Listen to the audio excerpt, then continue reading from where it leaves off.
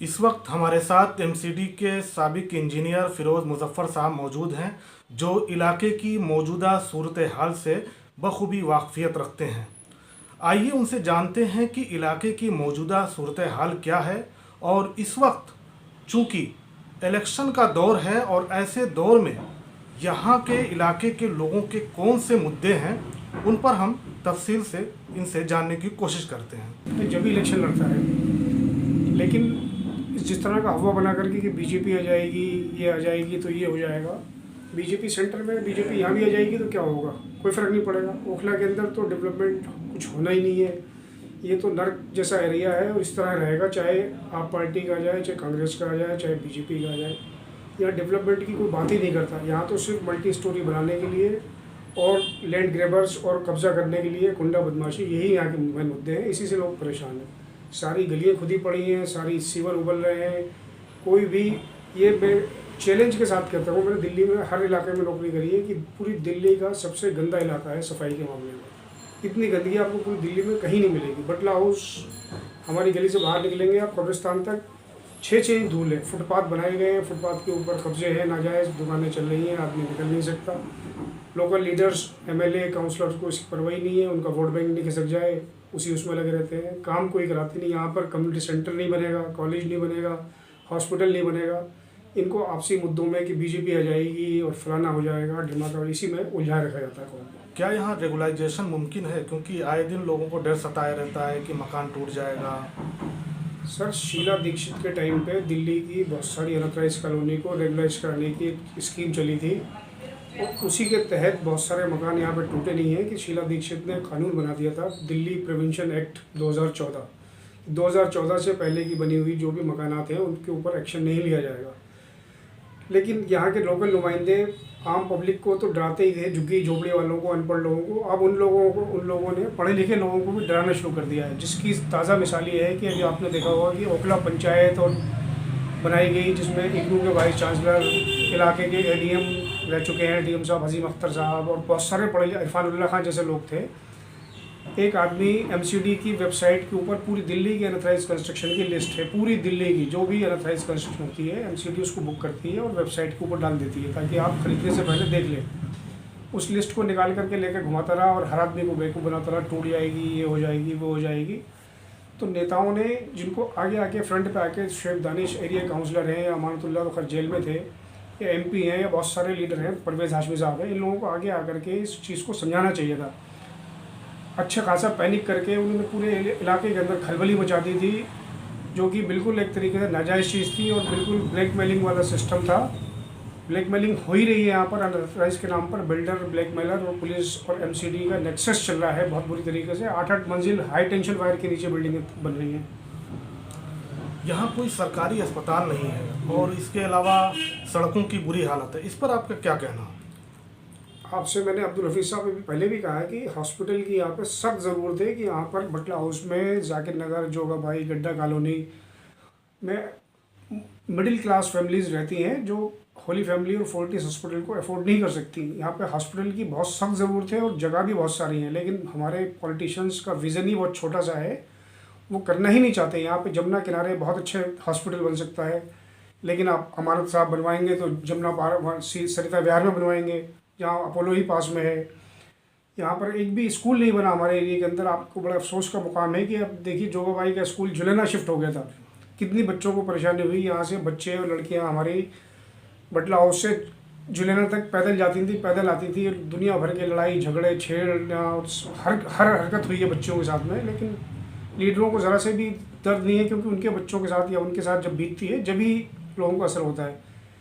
यहाँ की सबसे बेसिक जो प्रॉब्लम है वो गंदगी और सीवर और साफ़ पानी पीने को मिल जाए तो पब्लिक इसी में खुश है। इससे ज़्यादा पब्लिक यहाँ की ना तो सोचती है उससे आगे और ना ही उनकी उम्मीदें हैं। वो इन्हीं चीज़ों पे खुश हैं कि हमें सफाई हो जाए, हमारे सीवर सही चलता रहे, हमें पीने का पानी मिलता रहे। यही ओखला के लोगों की डिमांड है, जिसको अब तक कोई भी पॉलिटिशियन ना तो सीरियस होकर करना चाह रहा है, सिर्फ दिखावे के लिए वो करते हैं। लाइनें डाल दी, 3 साल से गलियाँ खुदी पड़ी हुई हैं। लोग मस्जिद के सामने, खलीलुल्लाह मस्जिद के सामने, मैंने पर्सनल स्वीपर लगा के अपने आप से काम करवाया है। इन कहीं नहीं, आप किसी गुरुद्वारे के सामने चले जाइए चूना लगता है, मंदिर के सामने चले जाइए चूना और सफ़ेदी और बजरी डाली जाती है। लेकिन हमारे यहाँ के पॉलिटिशियंस को बिल्कुल भी इससे वो नहीं है, ना ही वो पढ़े लिखे लोगों से, हाफिज़ों से, उलमाओं से मिलना चाहते हैं। बातें बड़ी बड़ी करते हैं, लेकिन ये सब गुंडे, बदमाशों और बिल्डरों और लुच्चे लफंगों लोगों के साथ में हमारे पॉलिटिशियन जुड़े रहते हैं। इनको पढ़े लिखे इलाकों से, पढ़े लिखे लोगों से कोई मतलब नहीं है। यहाँ की बेहतरी के लिए यहाँ की जनता को क्या करना चाहिए? यहाँ की जनता को जागरूक होना पड़ेगा, उनको अपना इस तरह का नुमाइंदा चुनना पड़ेगा जो पढ़ा लिखा हो, उनके मसले हल कर सके, जो हर तरह से संपन्न हो।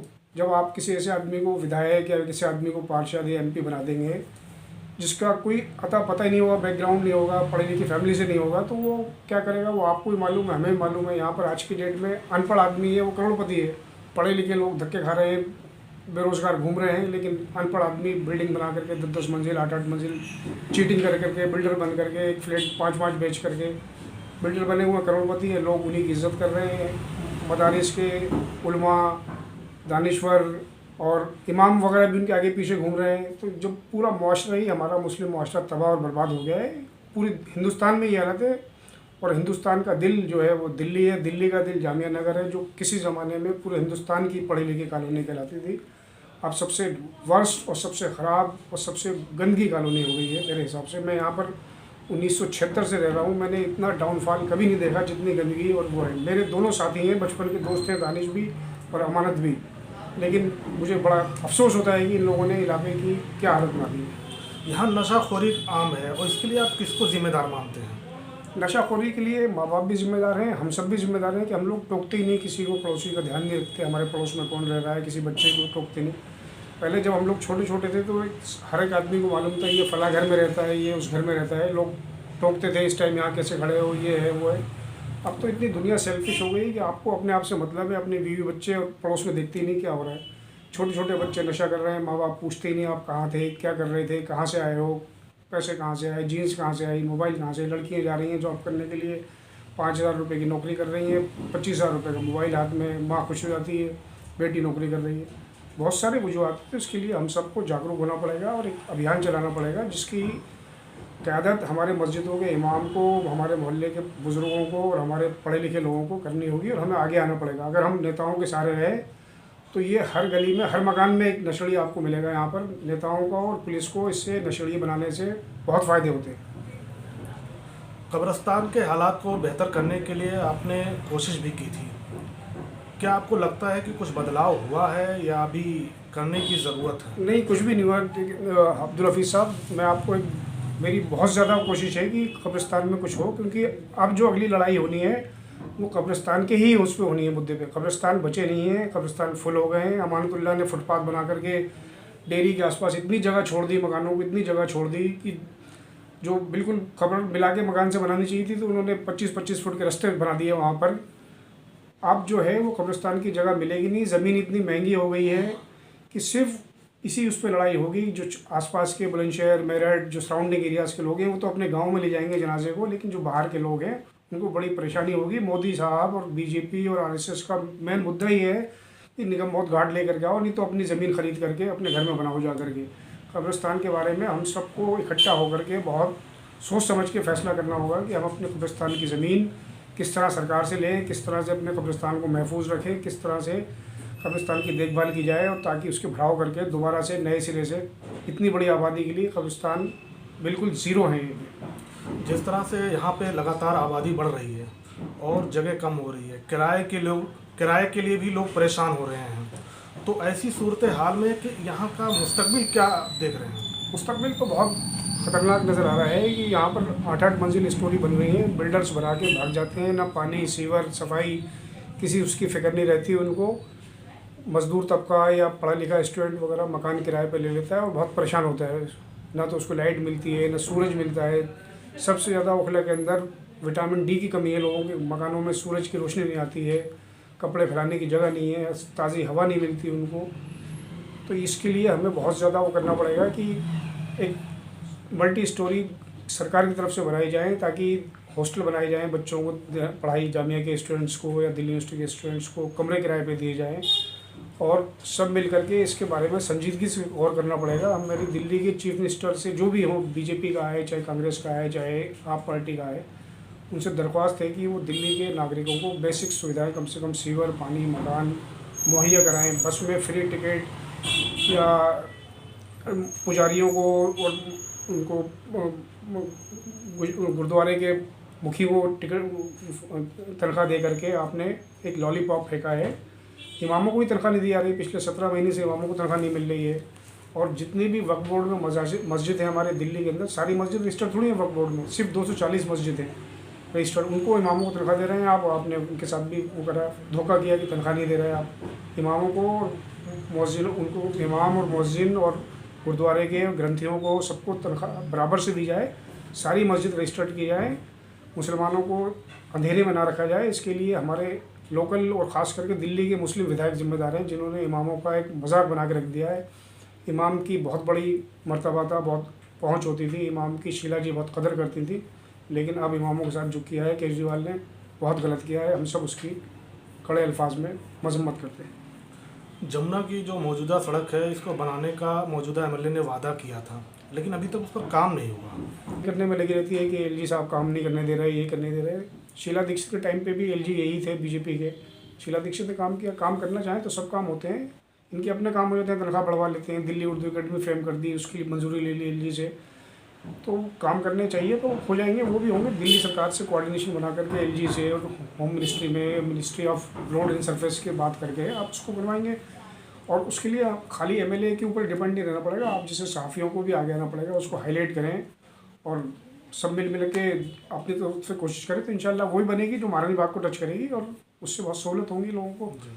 तो सारे पॉलिटिशियंस को आपसी लड़ाई भिड़ा करके, सारी पार्टी पॉलिटिक्स से ऊपर उठ के आवाम का ख्याल करना चाहिए और उसके लिए मिलजुल करके एफर्ट्स करने चाहिए। कुछ मसले ऐसे होते हैं जिस पर मिलजुल करके काम करना चाहिए। आपकी पार्टी की पॉलिटिक्स अलग है, उसे आप करिए खूब, लेकिन जिससे आवाम को बेहतरी हो वहाँ पर सबको एक हो जाना चाहिए। मेरे लिए दोनों दानी काउंसलर और एमएलए दोनों बराबर हैं। मुझे किसी से कोई शिकायत भी नहीं, किसी से कोई हमदर्दी भी नहीं, किसी से कोई लेना देना भी नहीं, लेकिन इनसे गुजारिश ज़रूर है कि वो मिल करके दोनों काम करें, ताकि ओखला में, बटला हाउस में, जाकिर नगर में, जोगाबाई में लोग आवाम खुश हों और इनको दुआएं दें। अभी बहुत सब इन लोगों से सब लोग नाराज़ हैं, पूरी पब्लिक इनसे ज़हनी तौर पर नाराज़ और खफा है। सामने भले नहीं कहते हों, डरते हों, लेकिन ये कि पूरी ओखला की आवाम इन लोगों से सख्त खफा है।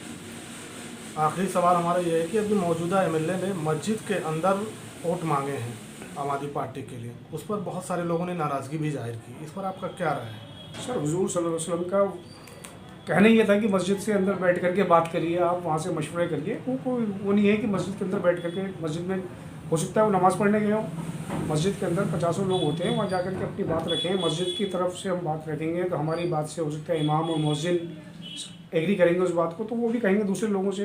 तो मैं तो उसको समझता हूँ कि कोई गलत काम नहीं किया उन्होंने। मस्जिद, मंदिर, गुरुद्वारे हर जगह जाते हैं, इलेक्शन खामी नज़र नहीं आती। वो मस्जिद हमारे इलाके के अंदर मस्जिद ही है, वहीं जाएंगे। हमारे इलाके में मंदिर और गुरुद्वारा तो है नहीं कि वहाँ जाएंगे, वो मस्जिद ही जाएंगे। मस्जिद में 50 आदमी हैं। कोशिश ये करनी चाहिए कि मस्जिद को सियासी अखाड़ा ना बनाएं।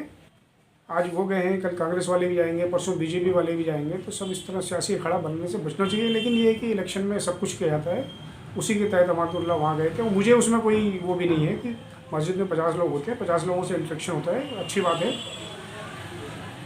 मेरी नज़र में उसमें कोई खराबी नहीं है। तो ये थे फिरोज मुजफ्फर साहब, जो हमें इलाके की मौजूदा सूरत हाल से वाकिफ़ करा रहे थे। आपको ये वीडियो कैसी लगी आप कमेंट करके हमें ज़रूर बता सकते हैं। आज के लिए बस इतना ही, हमें दीजिए इजाज़त।